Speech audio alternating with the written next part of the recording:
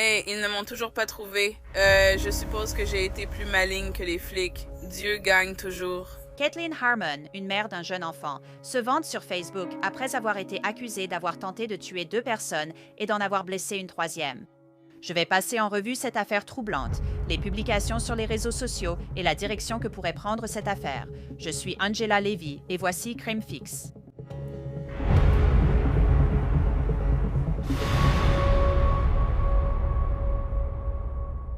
Rester informé de l'actualité est absolument crucial, mais avec les biais médiatiques de nos jours, qui sait ce qu'il faut croire? Alors, je veux vous présenter notre sponsor, Straight Arrow News.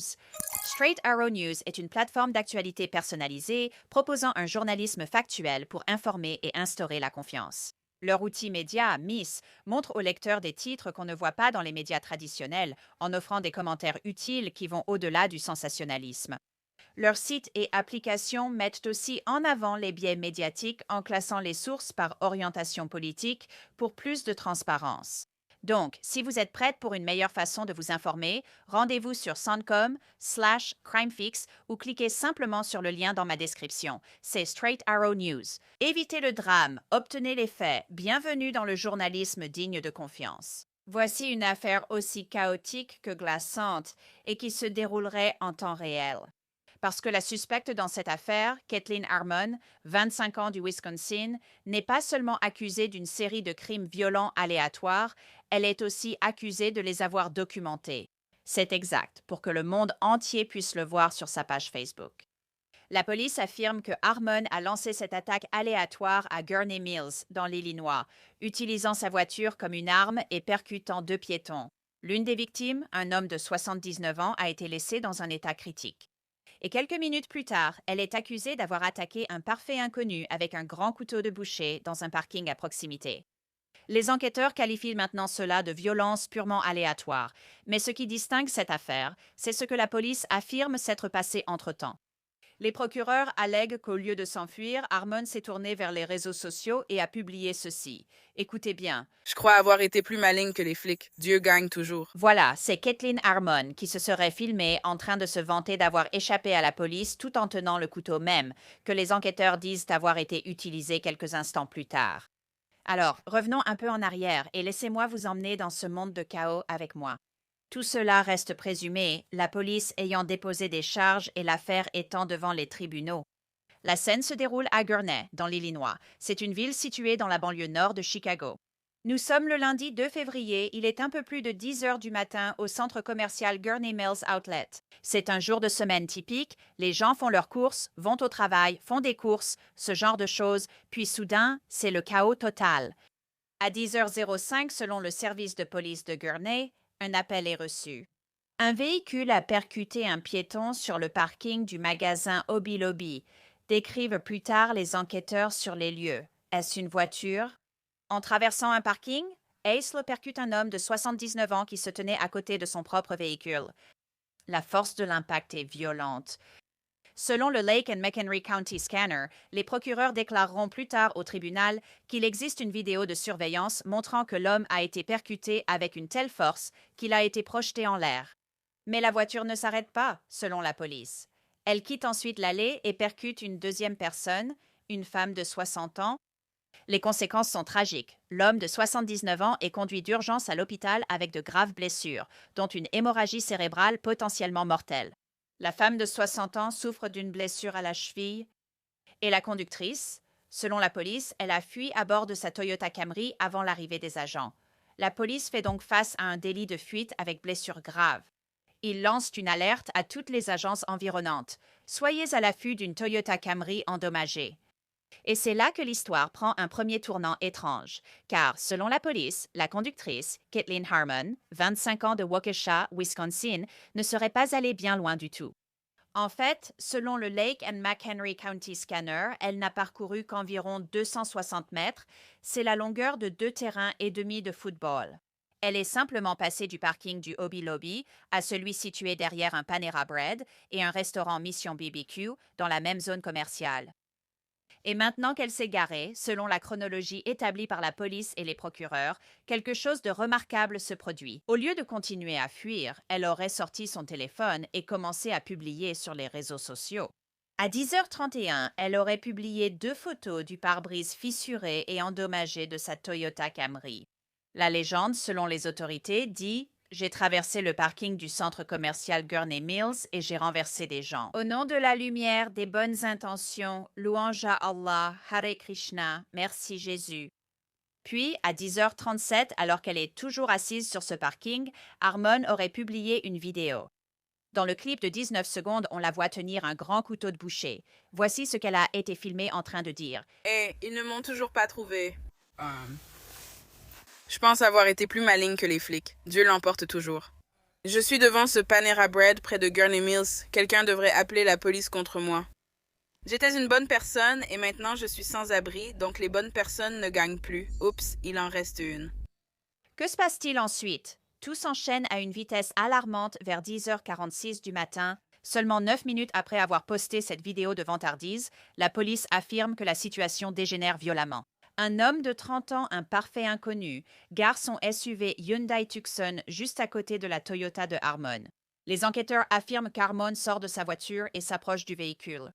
Elle aurait utilisé ce même couteau de boucher pour frapper sa vitre et lacérer le pneu côté conducteur. L'homme sort de son véhicule et une lutte physique commence pendant la bagarre. La police indique que l'homme a été coupé plusieurs fois aux mains, mais, de façon cruciale, il parvient à lui arracher le couteau et à la maîtriser. À ce moment-là, une policière de Gurney, qui se trouve déjà dans le secteur à la recherche de la suspecte de délit de fuite, s'approche des lieux. Les agents leur ordonnent de se séparer, selon la police. Harmon se relève alors et fonce agressivement vers l'agente. Il utilise son taser. Elle est maîtrisée et placée en garde à vue. L'homme aux mains coupées reçoit des soins puis est relâché. Harmon est soigné pour des blessures dues au taser avant d'être placé en détention. Maintenant, les chefs d'accusation. Le 4 février, le bureau du procureur du comté de Lake a officiellement inculpé Kathleen Harmon de 9 chefs d'accusation criminels. Elle est poursuivie pour 2 tentatives de meurtre au premier degré et 2 délits de fuite après un accident avec blessure. Ces chefs d'accusation sont liés au présumé délit de fuite impliquant l'homme de 79 ans et la femme de 60 ans. Elle a également été inculpée de 2 chefs de coups et blessures aggravées ayant causé de graves préjudices corporels, l'un pour l'homme grièvement blessé et l'autre pour l'homme poignardé sur le parking. Et enfin, 3 chefs de coups et blessures aggravées avec une arme mortelle, un pour chacune des 3 victimes présumées. Mais peut-être que le moment le plus glaçant entourant ces accusations s'est produit au tribunal, selon les informations du Lake et McHenry County Scanner. Lors de son audience de détention, les procureurs ont diffusé une vidéo de Harmon, interrogé par la police après son arrestation. Dans cet enregistrement, un officier lui demande « Vous avez déclaré être venu ici pour un meurtre prémédité ?»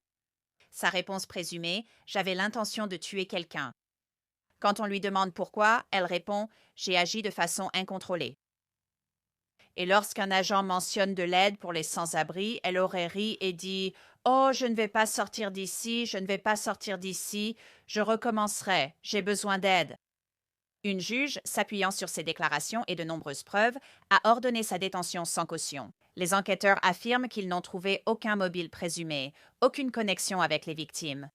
Il semble, selon eux, que ce soit purement aléatoire, c'est le cœur de l'affaire. Pour comprendre la gravité de ces événements, il faut en savoir plus et écouter ce qu'elle publiait, pas seulement lors de ces minutes clés, mais aussi dans les jours avant ce lundi. Les vidéos dressent un tableau et nous allons les examiner. Pour saisir l'état d'esprit ou la personnalité publique de Kathleen Harmon avant cela, il faut écouter les vidéos que nous avons. Avant l'attaque, sa page Facebook s'est remplie de nombreuses vidéos étranges où elle chantait. Une publication du 26 janvier portait cette légende. « Je chante, je vais au studio d'enregistrement. Qui veut un hit? » Les vidéos elles-mêmes sont un voyage dans quelque chose de dérangeant. Écoutons quelques extraits. Mon garçon est un gagnant. Il aime le jeu. Mes lèvres se reflètent sur sa chaîne en croix. Just another night, and I'm staring at the moon. I saw a shooting star and thought of you. I sang a lullaby, but the world sighed and knew if you were here, I'd sing to you. Puis le ton change et les paroles s'assombrissent. Quelques jours avant l'attaque, elle publie cela. Je cherche les cieux, l'étoile, et je suis la lune. 3 mots distincts. Je me sens malade à l'intérieur maintenant. Avançons jusqu'à ce moment-là. Lundi matin, le 2 février, après le prétendu délit de fuite, après qu'elle se soit garée derrière Panera. Ce n'est plus une chanson, c'est un récit direct et glaçant. Elle prend le téléphone et enregistre ce qui pourrait être la pièce à conviction la plus accablante de cette affaire. Voici un autre extrait de ce clip déjà montré. Hé, ils ne m'ont toujours pas trouvé. Je pense avoir été plus maligne que les flics. Dieu gagne toujours. Je suis devant ce Panera Bread près de Gurney Mills. Quelqu'un devrait appeler les flics contre moi. J'étais une bonne personne et maintenant je suis sans abri, donc visiblement ça ne suffit plus. Oups, c'est encore allumé. Soyons clairs sur ce que nous venons de voir et d'entendre. Apparemment, dans cette vidéo, elle se vante d'avoir échappé à la police. Deuxièmement, elle tient un grand couteau de boucher, semblable à celui utilisé selon la police lors de l'attaque. Troisièmement, elle défie quelqu'un d'appeler la police contre elle. D'après la chronologie, elle a publié ceci à 10h37 à 10h46. 9 minutes plus tard, la police indique qu'elle a utilisé ce couteau pour attaquer un inconnu garé à côté. C'est une séquence qui semble impensable, mais l'empreinte numérique, ces vidéos l'exposeraient prétendument, étape par étape. De chanter qu'elle est une étoile filante et qu'elle se sent mal à l'intérieur à brandir un couteau et se vanter d'avoir déjoué les forces de l'ordre quelques minutes avant l'attaque présumée. Pour discuter de cette affaire avec moi, j'accueille Eric Fadis. Il est avocat de la défense pénale, ancien procureur basé dans le Colorado, et il n'est absolument pas lié à cette affaire. Eric, j'ai été choquée quand j'ai commencé à lire sur cette affaire. C'est incroyable pour moi. Nous avons Kathleen Harmon, une femme qui semble être mère d'après sa page Facebook. Elle voyage depuis le Wisconsin, traverse les frontières d'État jusqu'en Illinois, va dans une sorte de centre commercial pour tuer des gens. Qu'avez-vous pensé en lisant cette histoire, en ayant connu les deux côtés du tribunal? Oh là là, Angelina, c'est vraiment une série de circonstances glaçantes et tellement bien documentées. On n'a pas toujours ça dans une affaire comme celle-ci. Il y a des publications sur les réseaux sociaux, il y a une vidéo, il y a des photographies, il y a des déclarations de témoins. Et vous savez, ça aurait pu finir bien pire que ça, même si ça a déjà été une expérience éprouvante pour ces personnes. Je suis sûr que le niveau de létalité de cette situation aurait pu être très élevé. Oui, très certainement, et il aurait pu y avoir plus de blessés. Heureusement, et Dieu merci, personne n'est réellement décédé jusqu'à présent. Donc, vous savez, ils l'ont prise la main dans le sac. Je pense que la question dans ce cas ne sera pas est-ce qu'elle l'a fait? Je pense que ça va être une affaire de santé mentale. C'est comme ça que vous le voyez à ce stade. Étant donné ce que nous voyons sur toutes les vidéos d'elle qu'elle a publiées sur Facebook, C'est ainsi que je le comprends. Ce n'est pas une question de qui l'a fait ou de savoir qui conduisait ce véhicule. Tout cela paraît déjà clair. Comme tu l'as dit, la santé mentale sera vraiment contestée, tu vois. Elle aurait apparemment fait des déclarations disant qu'elle faisait cela pour Dieu, Allah, Hare Krishna et toutes les entités spirituelles possibles. Et puis à d'autres moments, elle dit, je suis sans abri, j'ai besoin d'aide, ce genre de choses. Donc tout cela va être lié à cette question centrale, qui selon moi sera la santé mentale à l'avenir. nous avons aussi des victimes âgées ici, et pour moi, cela rend la situation encore pire. Parce que vous avez un homme de 79 ans, vous avez une femme de 60 ans qui est une autre des victimes. Ce ne sont pas, même s'ils sont peut-être en bonne santé, ils restent âgés. Ce ne sont pas de jeunes personnes qui auraient pu, par exemple, s'enfuir rapidement à moins d'être des coureurs de marathon ou quelque chose comme ça. Est-ce que cela aggrave l'affaire? Si vous êtes procureur, est-ce que cela aggrave les circonstances autour de cette affaire? Oh, bien sûr. Vous savez, en tant que procureur, on regarde la nature des victimes présumées et ce que la personne accusée avait l'intention de provoquer. Vous voyez ici, deux des victimes présumées appartiennent à une communauté vulnérable, n'est-ce pas? Ce sont des personnes qui, comme vous l'avez dit, ne sont pas des coureurs de fond ou des athlètes universitaires capables de s'écarter rapidement. Oui, c'est un facteur aggravant. En tant que procureur, on se demande quelle est la culpabilité et la responsabilité morale de cette personne. Et bien sûr, l'âge et la vulnérabilité des victimes présumées entrent en ligne de compte. Pourquoi pensez-vous cela? Et je sais que c'est vraiment difficile pour nous, en tant que personnes assises ici, de regarder de l'extérieur et pour des gens qui ne font pas ce genre de choses, d'entrer dans l'esprit de Caitlin Harmon. Mais pourquoi pensez-vous qu'elle fait cela et qu'elle publie tout ça sur Facebook? Je veux dire, elle n'essaie même pas de s'enfuir. Elle est en train de s'incriminer elle-même sur Facebook, en fait. Elle dit qu'elle le fait pour Dieu. Je veux dire, c'est pour ça? C'est une revendication, et elle explique pourquoi elle l'a fait. Est-ce qu'elle pense vraiment que c'est une bonne chose, comme je l'ai fait parce que je l'ai fait pour Dieu? Je veux dire, est-ce qu'elle est à ce point déformée dans sa tête? Ça va être non seulement une question de fait, mais aussi une question juridique, selon qu'elle plaide non coupable pour cause de folie dans cette affaire. Parce que ce que tu soulèves, Angette, c'est la question de savoir si elle savait distinguer le bien du mal. Tu vois, je suppose, théoriquement, si elle croyait vraiment qu'elle faisait quelque chose de bien pour le monde ou pour Dieu ou quelque chose comme ça. Est-ce que cela remet en question sa capacité à distinguer le bien du mal? Et si c'est le cas, cela ne fait que renforcer une éventuelle défense basée sur la santé mentale par la suite. Mhm.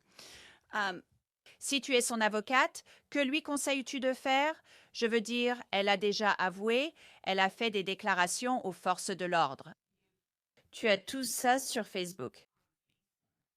Que lui conseilles-tu de faire? Eh bien, la première chose à faire, c'est d'arrêter de faire des déclarations. Tu sais, que ce soit au téléphone pendant la garde à vue, aux gens dans cet établissement, peu importe, arrête de parler. Elle s'est déjà mise dans une situation très compliquée. Il y aurait apparemment une confession publique, en gros, donc c'est un problème. En plus, du point de vue de la défense, tu fais venir des experts pour la psychanalyser. Tu examines aussi son passé en termes de santé mentale ou d'antécédents médicaux qui auraient pu contribuer à cela. Tu essaies de comprendre l'ensemble de la situation pour savoir pourquoi cela a pu arriver et si cela donne lieu à une quelconque défense. Mhm. Je suppose aussi, en tant qu'avocate de la défense, tu soulèves la question de la compétence. Oui, tu peux tout à fait. Donc, tu sais, la compétence et la non-culpabilité pour cause de folie sont souvent deux éléments d'une affaire juridique qui apparaissent ensemble. Tu sais, si ça va être la défense non coupable pour cause de folie, tu dois aussi examiner la compétence, c'est-à-dire si ton client comprend ce qui se passe et s'il peut réellement aider à sa propre défense dans l'affaire. Et donc, ça arrive. Quand tu rencontres le client, tu évalues sa capacité à comprendre et sa conscience des accusations. S'ils savent vraiment à quoi ils font face et ce genre de choses, et s'ils ne le savent pas. Parfois, tu dois soulever la question de la compétence devant le tribunal, ce qui est un tout autre processus juridique. Mhm. En ce moment, tu sais, elle est en prison, ils ne vont pas la laisser sortir, je veux dire. Et il ne semble pas qu'elle ait un emploi ou peut-être de l'argent pour payer la caution, elle va juste rester là, en attendant son procès. Pensez-vous que peut-être devant le grand jury, des charges supplémentaires seront retenues? Je veux dire, pour l'instant, elle fait face à des accusations comme tentative de meurtre, ce genre de choses, mais il pourrait toujours ajouter d'autres chefs d'accusation devant le grand jury. Il pourrait tout à fait. Vous savez, à ce stade de l'affaire, on est vraiment au début. On est tout près de la ligne de départ. Et tout au long de l'enquête, à mesure qu'ils en apprennent plus sur ce qui s'est passé, qu'ils parlent à plus de témoins, qu'ils recueillent les dossiers médicaux de ces témoins, vous savez, il peut y avoir des chefs d'accusation comme l'agression d'une victime âgée vulnérable. Il existe aussi des circonstances aggravantes qui peuvent être ajoutées. Donc, ce n'est vraiment que le début. La situation de Mme Orman pourrait empirer à mesure que l'affaire progresse. Très certainement. Mais je m'attends à ce que des questions de santé mentale soient soulevées dans cette affaire, que ce soit la compétence, et peut-être qu'elle sera jugée compétente, mais je vois quand même des problèmes de santé mentale ici. Et puis elle a une fille, un enfant, donc il est possible qu'ils disent peut-être, je ne le sais pas, mais j'anticipe simplement.